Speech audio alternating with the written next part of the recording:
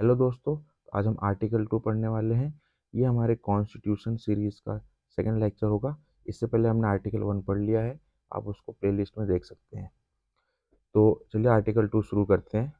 लेकिन शुरू करने से पहले मैं आपको बोलना चाहूँगा कि अगर आपको इसका डिटेल्ड हैंड रिटन नोट्स चाहिए तो आप टेलीग्राम में आपको ये सारे नोट्स मिल जाएंगे। टेलीग्राम का लिंक आपको डिस्क्रिप्शन में मिल जाएगा। और बाकी अगर वीडियो को अच्छी क्वालिटी में या अच्छे वॉइस के साथ देखना है तो आप इसको 1.5 करके देख सकते हैं। उसमें वॉइस की क्वालिटी थोड़ी ज़्यादा बेटर आ रही है। चलिए आर्टिकल 2 स्टार्ट करते हैं। आर्टिकल 2 क्या कहता है? आर्टिकल 2 कहता है parliament by law admit into the union और establish new state on terms and condition as it thinks fit। इसका मतलब क्या होता है? आइए इसको डिटेल में समझते हैं। Parliament by law, law by law means act, it is an act of legislature. Legislature कौन होते हैं? हमारे जो गवर्नमेंट है वो 3 पार्ट में डिवाइडेड है, लेजिस्लेचर, एग्जीक्यूटिव, जुडिशरी। तो लेजिस्लेचर वो लोग होते हैं जो कि हमारे पार्लियामेंट में बैठते हैं। लाइक पार्लियामेंट के 2 हाउसेस होते हैं, लोकसभा और राज्यसभा। प्रेसिडेंट भी पार्लियामेंट का पार्ट होता है लेकिन वो हाउस में नहीं आता। तो parliament by law, by law means it is an act of legislature. और ये लॉ कैसे पास होगा? Bye simple majority. तो सिंपल मेजॉरिटी क्या होती है? A majority of more than 50% of the member present and voting in the house. इसका मतलब क्या हुआ?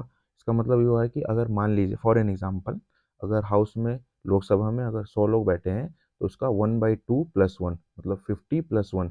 अगर 51 लोगों ने उस लॉ के लिए हाँ बोल दिया तो वो लॉ पास हो जाएगा। तो ये होता है सिंपल मेजॉरिटी। तो parliament by law admit into the union. Admit into the union का क्या मतलब हुआ? कि कोई भी नया टेरिटरी जो कि इंडिया का पार्ट बनना चाहता है उसको हम अगर अपने अंदर लेते हैं तो उसको हम आर्टिकल 2 के थ्रू ले सकते हैं। जैसे कि सिक्किम, 1975 में इंडिया का पार्ट बना था। आगे बढ़ते हैं। और establish new state. New state, establish new state है क्या मतलब हुआ?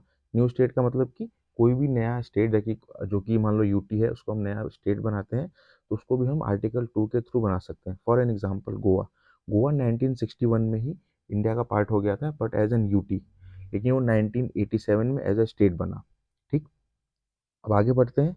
On terms and condition as it think fit. On terms and condition as it think fit. It क्या है यहाँ पे? इट का मतलब पार्लियामेंट। ऐसे टर्म्स एंड कंडीशन जो पार्लियामेंट को लगे कि हाँ सही है, इनको हम अपने अपने टेरिटरी का पार्ट बना सकते हैं या फिर इसको हम नया स्टेट बना सकते हैं। तो उसको फिर से एक बार समझ लेते हैं। Parliament by law admit into the union और establish new state on terms and condition as it think fit. मतलब पार्लियामेंट लॉ के द्वारा सिंपल मेजॉरिटी के थ्रू कोई भी टेरिटरी को अपने अंदर ले सकती है या फिर कोई भी नया स्टेट बना सकती है। तो ये सारे डिटेल आपको आर्टिकल 2 के अंदर मिलेंगे। चलिए आगे बढ़ते हैं। Parliament can not establish a new UT by passing a law that can only be done through a constitutional amendment. इसका मतलब क्या हुआ? चलिए समझते हैं डिटेल में। Parliament can not establish a new UT by passing a law. मतलब parliament कोई भी नया लॉ लाके हम एक नया यूटी नहीं बना सकती, जैसे कि नॉर्मल टाइम में होता है, जैसे हमने पढ़ा सिंपल मेजॉरिटी के थ्रू हम ये लॉ बना के हम एक नए स्टेट को अपने अंदर मर्ज कर लेते हैं या फिर कोई भी एक नया स्टेट बना लेते हैं। तो ये हम यूटी के साथ नहीं कर सकते। वो कैसे हो सकता है? तो that can be only be done through a constitutional amendment. कोई भी नया यूटी सिर्फ एक तरीके से हो सकता है, वो है कॉन्स्टिट्यूशनल अमेंडमेंट। अब कॉन्स्टिट्यूशनल अमेंडमेंट क्या होता है उसको आइए डिटेल में समझते हैं। Majority that is more than 50% of the total membership of each house and the majority of two-third of each house present voting। each house present and voting। तो इसमें क्या है इसको आइए डिटेल में समझते हैं। A majority that is more than 50% of the total membership of each house. इसका क्या मतलब हुआ? इसका मतलब हुआ कि फॉर एन एग्जांपल हमारे लोकसभा में 543 मेंबर्स हैं। तो दैट, तो हमें अगर इसको पास करना है तो it has to be more than 50% of total membership. मतलब 543 मेंबर है हमारे टोटल, तो उसमें कम से कम 272 लोग होने चाहिए इस लॉ को पास करने के लिए। लेकिन ये क्राइटेरिया नहीं है। उसके आगे क्या है पढ़ते हैं। of total membership of each house and a majority of two-third of each house present and voting। 272 के साथ साथ प्लस 272 प्लस, अगर मान ली फॉर एन एग्जांपल अगर 400 लोग हैं तो उसका हमें 2/3 मेजॉरिटी चाहिए। 272 तो चाहिए चाहिए, लेकिन उसके ऊपर अगर मान लो 400 लोग बैठे हैं तो हमें उसका 2/3 ऑफ मेजॉरिटी चाहिए, तभी हमें कोई नई यूटी बना सकते हैं। तो ये है सारा डिटेल आर्टिकल 2 के बारे में। हमारी एक कोशिश ये भी है कि अगर हम कोई भी आपको आर्टिकल पढ़ाएँ तो उसके रिलेटेड आस-पास के जो भी कॉन्स्टिट्यूशन में यूज़ किए गए वर्ड हैं या फिर जो भी ऐसे इम्पोर्टेंट चीज़ जो कि हमारे एग्ज़ाम के पॉइंट ऑफ व्यू से इम्पोर्टेंट है, तो हम कोशिश ये करेंगे कि उस चीज़ को भी हम साथ में लेके चलें।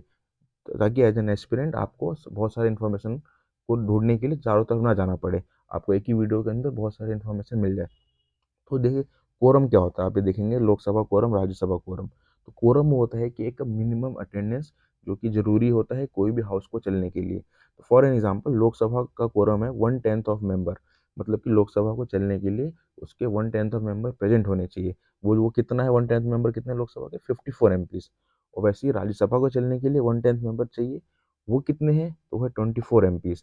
मतलब राज्यसभा में 250 मेंबर होते हैं और लोकसभा में 543 मेंबर्स होते हैं। तो 543 में से कम 54 मेंबर होने चाहिए लोकसभा को चलने के लिए, और राज्यसभा को चलने के लिए कम से कम 24 एमपीज़ का होना अनिवार्य है।